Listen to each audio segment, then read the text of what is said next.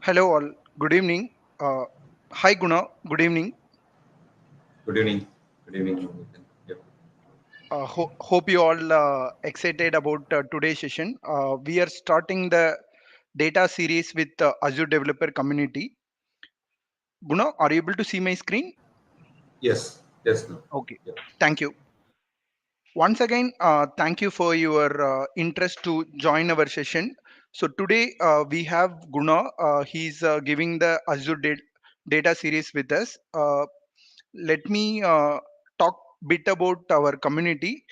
So Azure Developer Community we are doing for last 2 years in different cities, and mostly we are having offline events. And every third week of the month we have offline event in Chennai, and occasionally we have a live event as well. So what we do, so mostly as I mentioned, we have offline meetups, and we are covering different Azure services. For example, Azure fundamentals, data series, AAML, and also recently we are doing more sessions on generative AI and LLM thing. So if you are interested, please join us our meetup page to get the notification about our events. You will get the notification on our events, and we are helping different levels of people, starting from beginners or college students. So if you want to start your cloud journey with us, with Azure, it would be the right platform. And we have conducted a few Azure certification study jams. Like if you want to do certification in AZ 900 or AA 900, so this is the place. And if you want to give some sessions or talks in your company or your colleges, please reach us. We are very happy to do. Okay, and let's jump into the today session. As I mentioned, this is our data series, and we have Gunaratnam M. So he is our speaker, and yeah, I will give a short intro about Guna.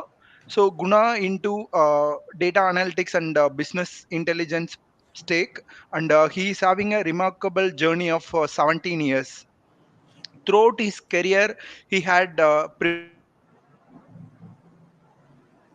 to work with publishing, healthcare, and e-commerce and agri retailers. He has a very good experience and enriched experience in data challenges and opportunities in the different industries. So probably I will hand it over to Guna. Guna, you can just share your screen, and you can start the session. Once again, thank you, Guna. Yep. So, thank you, Navaneethan, for that quick one. Hello, everyone. Could you able to see my screen? Yeah, yes, Guna. Okay. How about the presentation mode now? All right. We are in the first screen. You can go ahead, Guna. All right. Thank you. Thank you. So, hello, everyone. Good morning. Good evening. Myself, Guna. Thank you, Azure community, for giving an opportunity to deliver my first online session on the Lakehouse using the Azure Delta Lake. So, yeah. So, without further delay, we'll just go ahead and do this. Yeah. So, just a quick round of agenda here. So, sorry, it's an online event. So, we thought of understanding the audience. So I understand pretty much people are from the data background, are curious or to know the lakehouse and have worked on the basic SQL and other stuff for reporting. And give a brief history of how the data warehouse have evolved, how the cloud has changed the whole game. And then we'll get into the basics of Azure Delta Lake and what are the Azure services we have for Lakehouse. Also, I'll give one case study where we implemented this and what's the future of Delta Lake. So it's not a hands-on session. It's more of understanding the basics and how it got evolved. In the follow-up session, I'll deep dive on the Delta Lake and give a live demo and other stuff. But this is just setting a stage on why we need to choose the Delta Lake and what situation we need to make those decisions. Yeah, that's a quick round of agenda here. Yeah, I'll just take a moment to thank ISRO team. It's a pride moment to India. It's a It's a good team effort, I would say. And there are a lot of learnings and a lot of inspiration and motivation to every individual on the success of this mission. So I wish to thank the whole ISRO team and people who supported them. It's a pride moment. Yeah.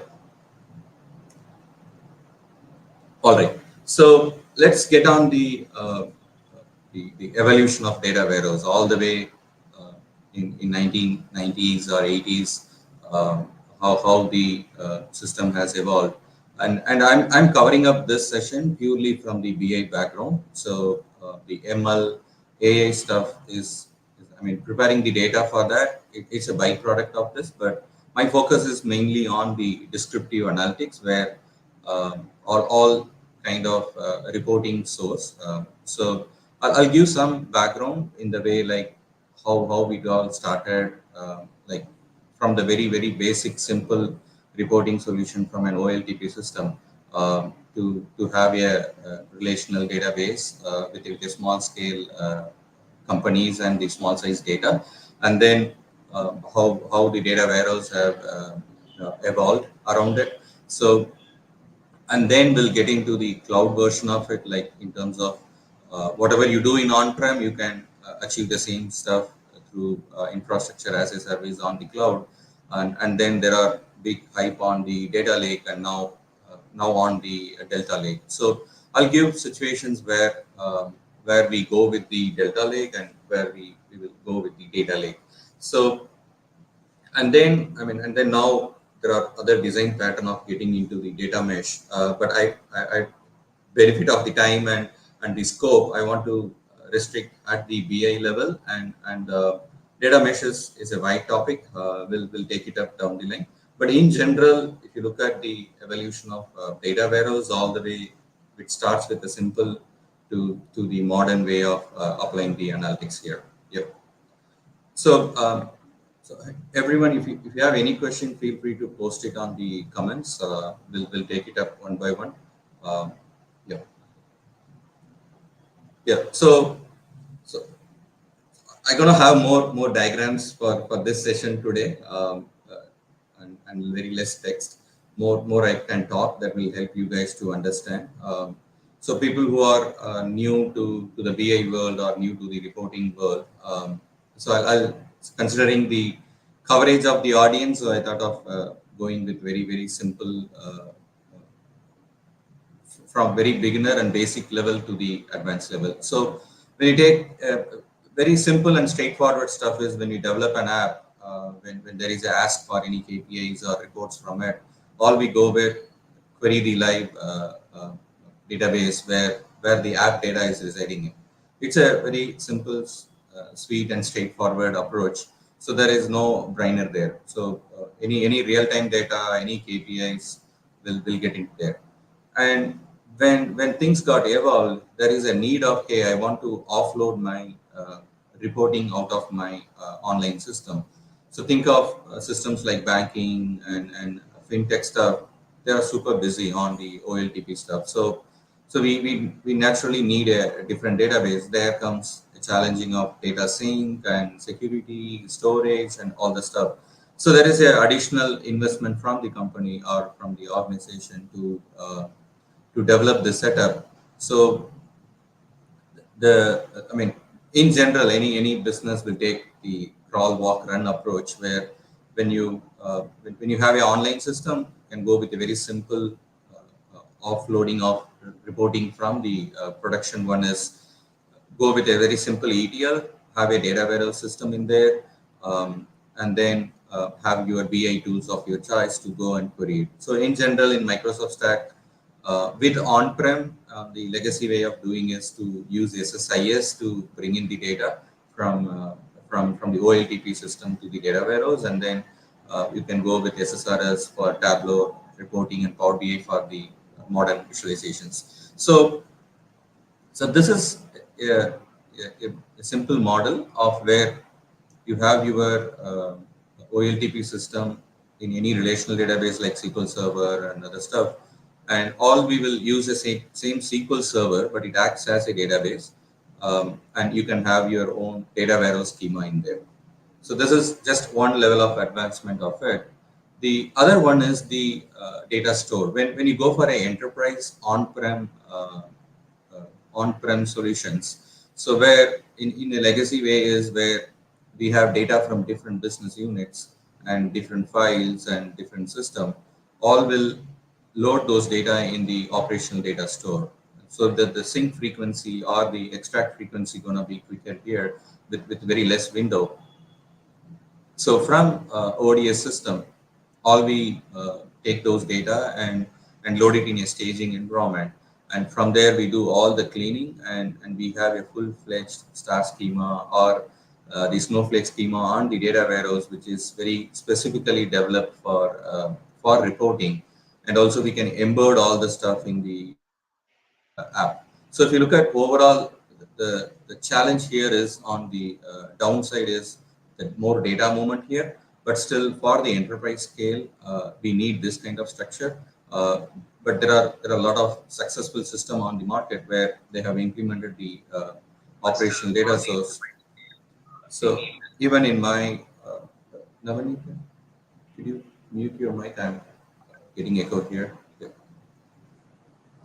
All right. So there are good systems already, and I got a chance to work on those legacy model as well to modernize something on the BI tools. So, but this still is in place and are working on. So this is the other step of evolvement of how the data warehouse has evolved.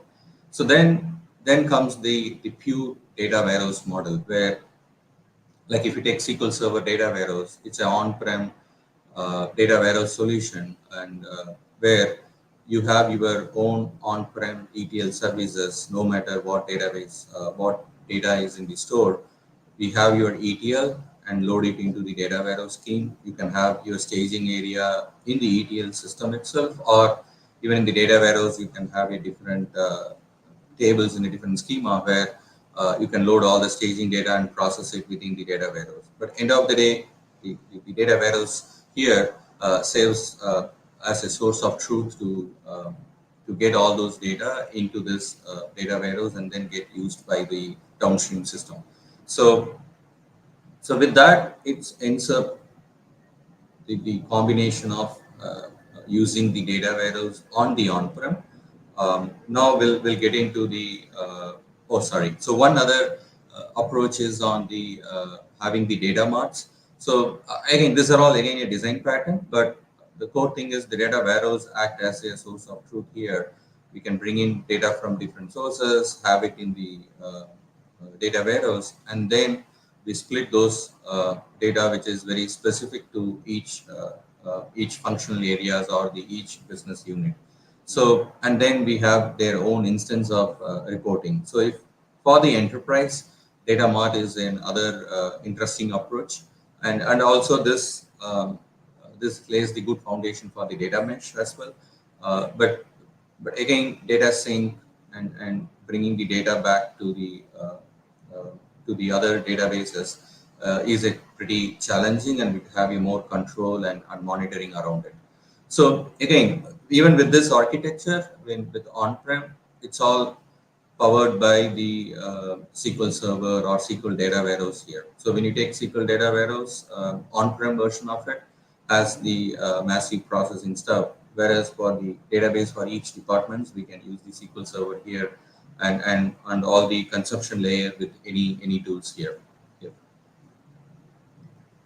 So yeah, with this, that wraps up all the options of what we have in the on-prem, and then we'll get into the cloud side of it. So cloud has changed the whole equation out. I mean, I just want to give a complete picture of what are the services and other stuff, but the hot thing here is the data lake here. So when we, I mean, pretty much we have the same challenge. The data is in different sources, in different formats, different systems. So the data-driven decision is more important for every business now. So with that, so then we have a cloud and we got a storage on the cloud, which comes with very low cost, and also it has its own performance tiers. Uh, but from the BI perspective, we can reuse those storage engine to structure it well. So that changed the whole equation of how we store the data, how we query those data, how we process it.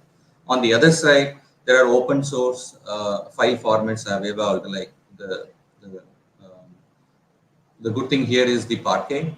With the Parquet file, with storage, with the cloud infrastructure, has changed the whole equation of how we store the data and process it and do it, and getting this data for future ready. So in this model, all we have is the Azure Data Lake act as a one source of truth, where you have your Azure Synapse pipeline, which connects to all the data. It is responsible to just do the ingestion. So when I say ingestion, all it just extracts and dump it up in the data lake. Then you have your further downstream pipelines which process and stores this data on the on a well-structured manner. So in this case, we will use this enterprise data warehouse, the SQL data warehouse here. So, but any kind of downstream systems here all will take the data lake as a source of truth. So it's a massive scalable solution, I would say. But with the evolvement of whole cloud, this has given the attraction, and with the low cost and high scalability one. But also all the supporting services of Azure helps here to do the governance and security and all the stuff. So the downstream system is purely based on how you're going to consume this data. So in this architecture, we have both serverless and the dedicated pool mechanism here, where uh, you take the data from the data lake and clean it, structure it, store it in the respective source. On the downstream, you have, let's say, if you want to develop a descriptive analytics, you can go with the Power BI and query those stuff. And on the other side, we are opening a gate for all the uh, ML and data science stuff, which act as a data. For the enterprise scale, we are in demand of where, hey, I want to go and do a data share to my third party people. So whoever relied on their business. So we comes with the Azure data share here. So, but before I get into the other side of consumption, but the core focus is when we think from the on-prem data warehouse model to the cloud. So data lake act as a heart of this whole stuff. So no matter where the data is, no matter what structure it is, we're gonna dump it up in the data lake. So this is one big game changer in the BI one when we open up on the cloud. Yeah. So yeah, so going before we get into the next step, I have to be very clear to when we use the right term. There are a lot of confusions around when people ask me. So I just want to take this one moment to explain it. The data lake is the one what we used. It acts as just a centralized repository. It doesn't have any structure to it. All it has the storage structure into it, but nothing from the reporting standpoint or any data warehouse modeling there. So then there comes the data lake house. So I mean, under the hood, it's a data lake, the storage, the Azure storage. But on top of it, we are adding the data warehouse modeling, and we add those structure. Then we call it as data lake house. So it could be your dedicated pool or other stuff. Then comes the Delta Lake now. So that's our hot topic. So where it brings more feature, which is very closer to what we have in the on-prem. So backed up with the storage as the under the hood, but it's bringing up more ACID transactions and version controls. We'll talk more about it. So it also termed as Delta Lakehouse. So just take a moment to be very clear on this terms. Yeah. So now we'll get into the main topic of Azure Delta Lake there. So every solution, every evolution has their own pros and cons. So when we move to data lake, it gives a big flexibility uh, of scaling the storage, no limits there, and and it opens up many gates to do a lot of experiment around AI and data science. But on the other side, it still lacks some core features. There comes the whole evolution of the Delta Lake there. So first one is on the ACID, and pretty much how you have your relational database. It is compatible with the ACID. So with the data lake, there is no control on the schema. So every file has their own structure, and you need to do a lot of um clean up and the structure to bring a good shape to the data what it got dumped into the data lake. So but whereas in delta lake, where you can have a schema enforcement so that it guarantees your clean data and the quality data.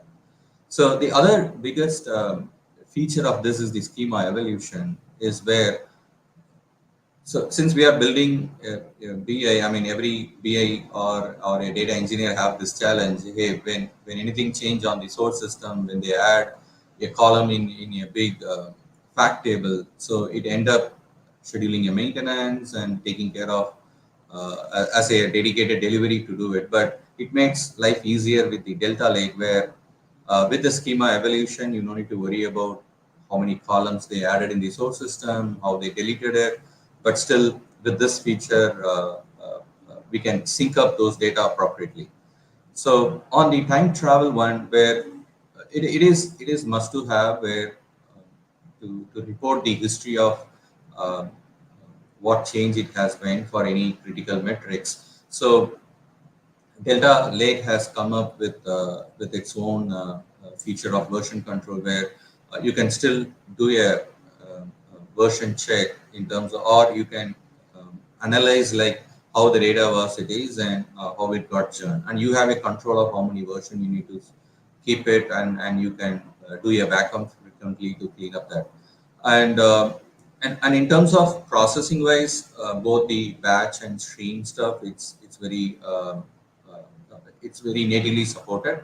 And on the storage wise, so Delta Lake uses the Parquet file under the hood with a compressed one, so it naturally optimizes the storage size. Though we choose the Data Lake, sorry, the Azure storage under the hood, and since the Delta Lake is an open source, but still it got nicely adapted in the Azure, where it has a seamless integration or compatibility with the other Azure services, like you have Azure Data Factory and Synapse and other stuff. So since the security and data governance is the key thing, where when we have the data in the storage, so naturally the Azure services around security and governance as easily will inherit all those stuff around it. And last thing is on the scalability. Yeah, there is no limit on the storage, and it's a good one for all the mid level and even for the small scale business to consider this. Yep. So now I'll switch one step back. Now that we have Delta Lake in place, but we just look at when to consider the data lake. Hey, I have a data lake now. I have a Delta Lake now. Um, where should I use the Delta Lake, and where should I use the data lake here? So if you want a very simple storage, we don't need to make things complex with Delta Lake. I mean, complex in the sense it is still good to go with the data lake, where it is a very straightforward stuff. All you have is setting files with a structure, extract it and store it here. It use the blob storage under the hood, and that is good enough. And you have very minimal changes on the schema, and uh, you have a good capacity and support to change those things. The data lake is the best one. And if you have very cost effective, or even if you go with a lightweight data processing, the data lake is the one. When you get into more challenges around, hey, I have all this features listed in Delta Lake, is the ask from the business, then um, naturally you should land in the Delta Lake. Yeah. Yeah. So when we go on the Delta Lake standpoint, all we have three core things here. I mean, so, we have like how we have tables uh, in the relational database or in the data warehouse. So we call it as Delta Lake here. So when I say Delta Lake, sorry, Delta Table. So Delta Table is the one where which easily organize the data or query those data, and that's where the key thing comes in. So or we refer each tables as a delta table here. So that is the one which we gonna query and use it in your consumption layer. So to maintain the ACID and version control and other stuff, the delta log is the key thing, which is stored inside our storage.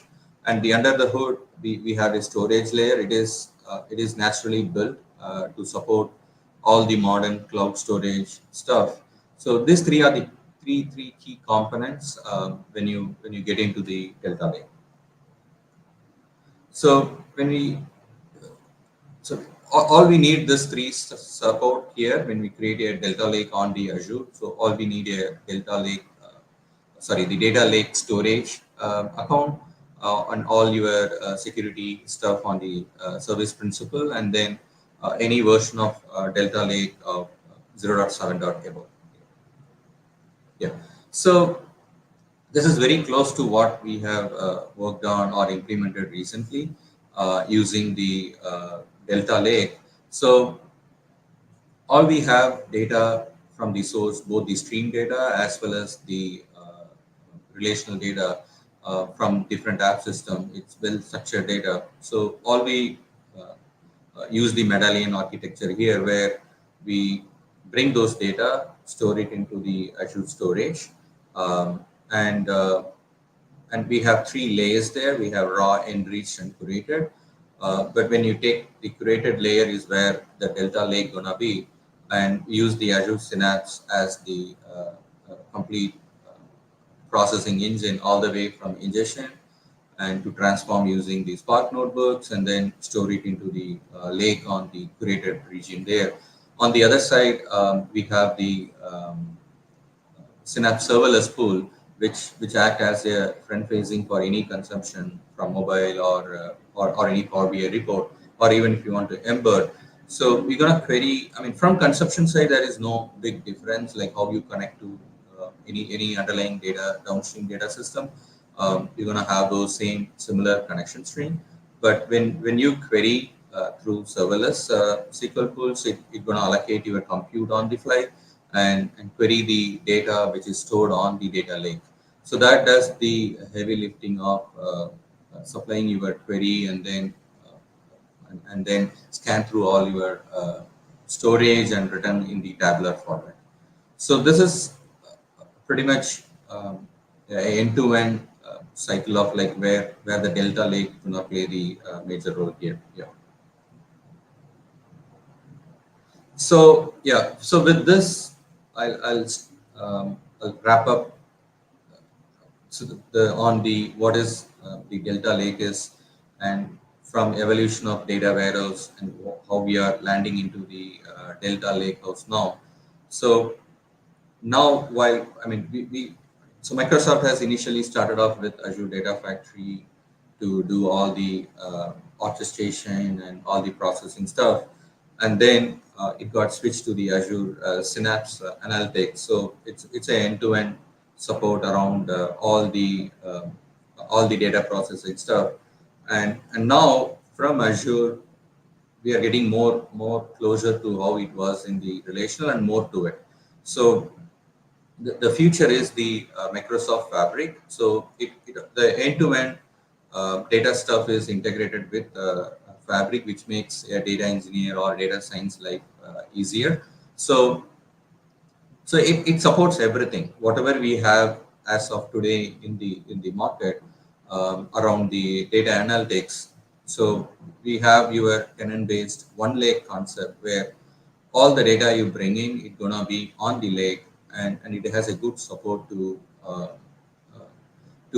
store and process all kind of needs. Where if you want to migrate your existing data warehouse. We can get into the Fabric world. It's still in a preview, uh, but it's gonna give all the analytics solutions in one window, and this is how the Microsoft is investing, and the future gonna be everything through Fabric, where we have your Synapse data warehouse, and you can do your pipeline and data engineering stuff using Synapse data engineering here.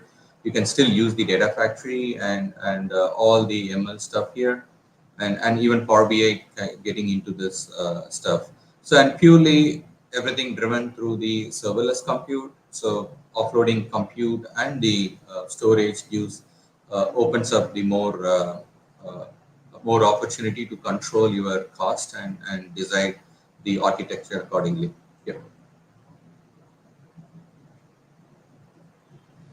Yep. So yeah, so this one will give a very so I thought of sharing this slide. So at the conceptual view standpoint, where the data lake house gonna come and help here, where if you look at this, pretty much you have the same set of stuff. The data lake component get replaced with the data lake house here. So I just flash this for a second so that it helps us where this is the game changer. Yeah. All right. I think pretty much I'm done with my session here. Thank you for everybody. I hope I haven't wasted your Sunday time. Yeah. Thank you everyone. Guna, we have a question from Vijay. He Yep. was asking about yeah.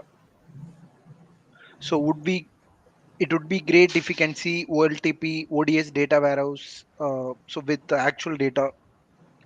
So I guess we will be covering this in the demo next session, right? Yep. Or Yeah. Yeah. Yeah. So with some, I mean. I'll give my try. I'll give my best to get that set up. It's kind of an enterprise one with the actual data and other stuff. Yeah. I don't know. We'll try to cover up. Yeah. okay, no problem. And one more thing, Guna. So once Fabric comes into the picture, how this data lake and things will get changed? So it's still in preview. To be open, I'm still exploring the Fabric one. But one thing is very clear from Microsoft: all the investment and the future gonna be bringing everything to Fabric. But it's all powered by one lake under the hood. But beyond that, we can cover up one other session. Even to be very open, I'm exploring and researching on the how the Fabric and the transition from Synapse to it. Yeah. Okay, thank you, Guna. One more question from Balakumar. So what is the Yeah. difference between data lake and data bricks? See, Databricks is one other. The I would say it's pretty much like if you take Synapse, it's one other platform. I would say. So it's all powered by where we can have those Databricks hosted in Microsoft, or you can have those Databricks in their own stuff. So your data ingestion, orchestration, storage, and then consuming it, whatever we see, it's all possible on the Databricks platform as well. Yeah. On the other side, we can have our own Databricks engine to do transformations. You have few activities on the Synapse pipeline, which can also be used as that. Yeah.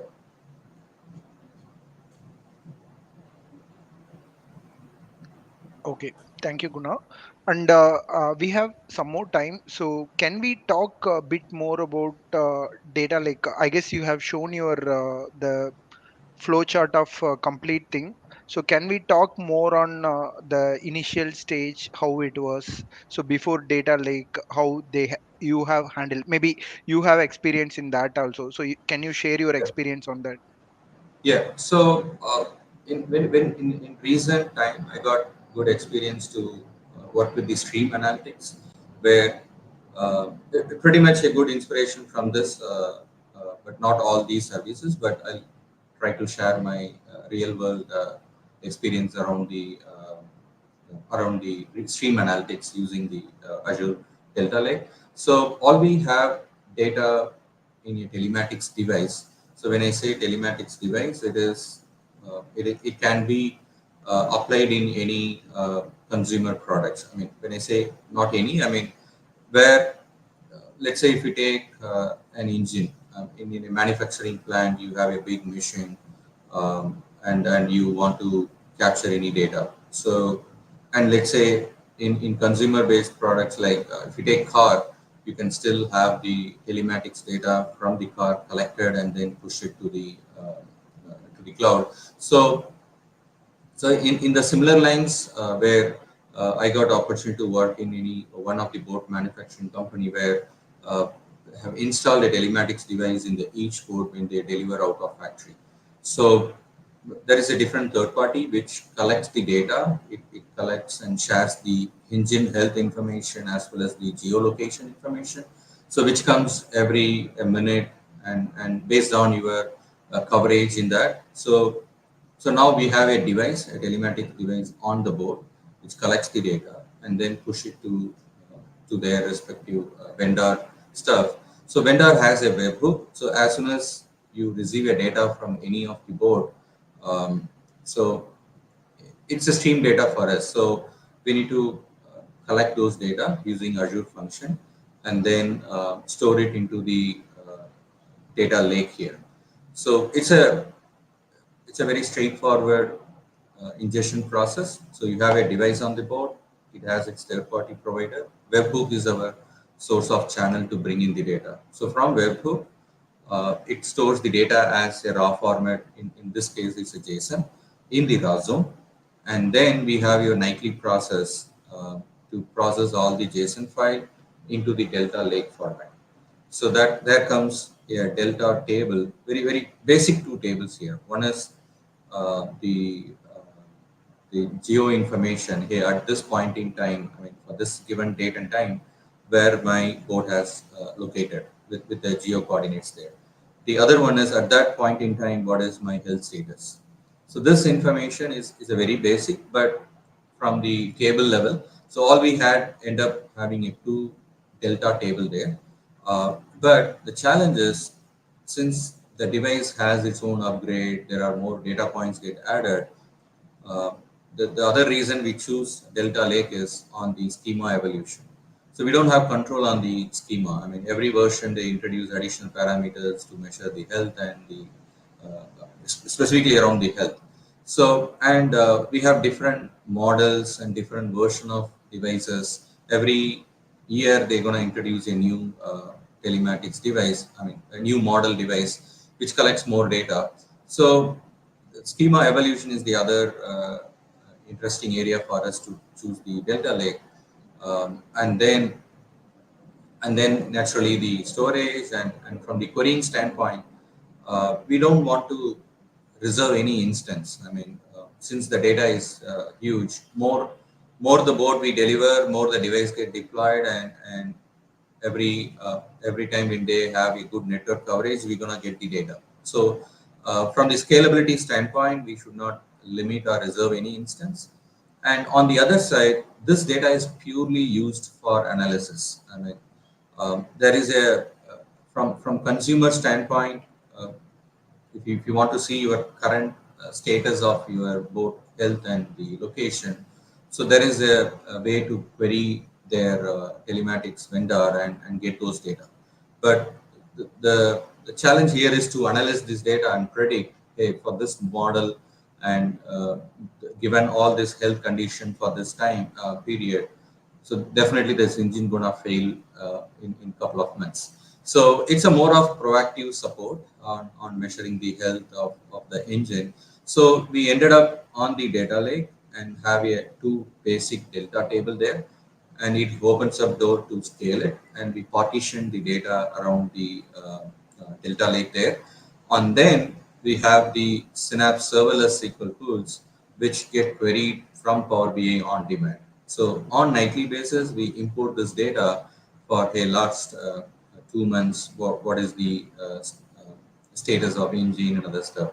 So all this data is consumed and reported as like a alerting system.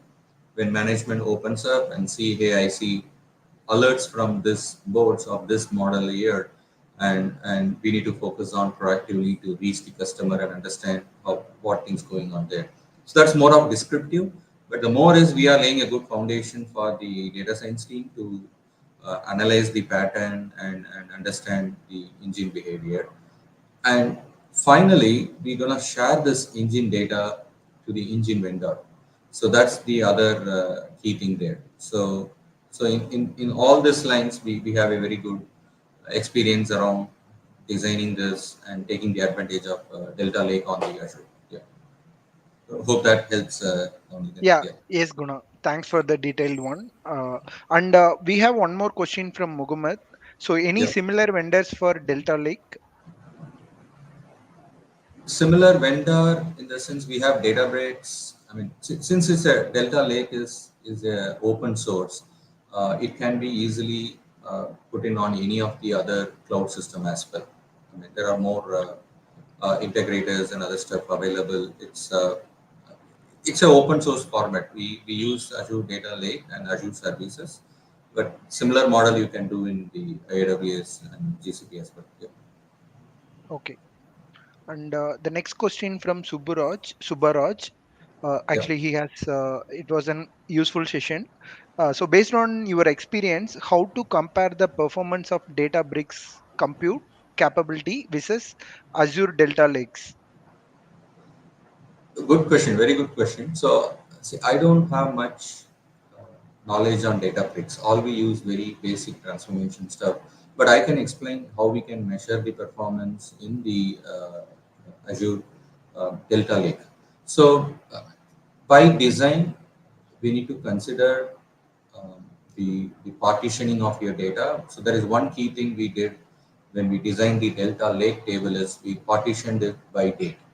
So when you query it, it is a good partition elimination happens in the background. So from the, let's say you are interested on the data for last 1 week. So, but you have data for last 1 year. So in that case, Delta Lake has that feature. When you supply the partition key there, you're gonna eliminate the files. That way you get the data in a quicker one. On the other side, you have more control on the serverless pool's compute configuration. This too plays a major role on having a good performance out of Delta Lake. On the other side, in terms of saving the cost as well as to have a good performance, you should have a control on how frequently you are vacuuming up the Delta Lake. So by default, it comes with 7 days, but still you can control it over it. Um, but apart from that, I mean, you can develop your own custom utility to do some stress test around it, but I haven't done in the Delta Lake yet. But there should be some option available in the by nature from serverless SQL pools as well, where you can monitor using Azure Monitor. You can do what are the queries which passes through the serverless pools, and then how it performed, and you can analyze those things. But you don't have a complex execution plan analysis like how we do on the SQL database or the data warehouse. But whereas here, Delta Lake still provides some execution plan, but since the data is all stored as a files and all you're gonna touch the required files, so you can measure at the very high level how much amount of data and time it has taken to return to the consumer layer. Yeah, yeah. I think Azure Monitor is the best one. Yeah, to start with. Yeah, Okay. Okay, Guna. I guess that's all the questions we have. And okay, thank you, Guna. Thanks for stepping in and sharing your knowledge with our community. It was an yeah, informative session, and I look forward to host you in the next session with the demo. We can yeah, work on the data and all. It's not a problem. We will take some sample data and we can plan the session because it sure. will give more understanding about the services.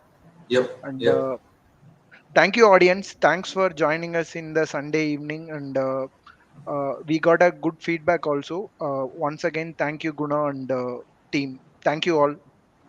All right. Yep. Thank you. Thank you, everyone. Have a happy Sunday. Yep. Yep. Happy Sunday. Bye.